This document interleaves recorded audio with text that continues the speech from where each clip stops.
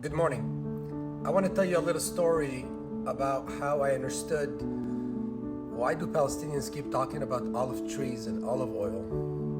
And in the beginning I thought it was just a thing that most people do. They like something and they just brag about it.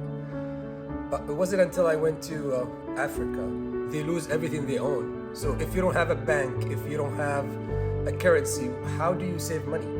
So the people in Africa would have a cow, and this cow is their savings, and depends how many cows you have is what wealth you have. That's your wealth.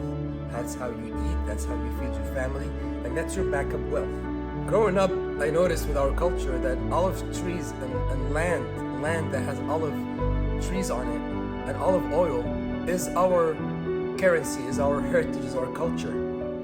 When we want to send our kids to college, we wait for the season to harvest and have some money.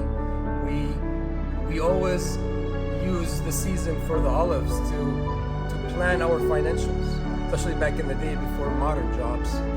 The olive season is a critical thing for every Palestinian to be able to control their financials. And it's the same concept.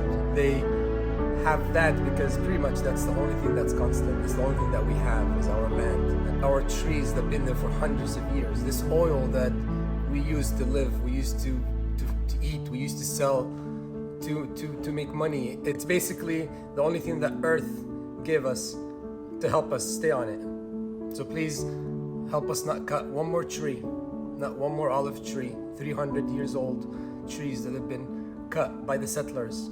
A bunch of thugs that just show up to your land. Imagine you live in Orlando and then just a bunch of thugs show up and then kill your 100-year-old trees, kill the trees that are your savings, that's your money, that's your way of life.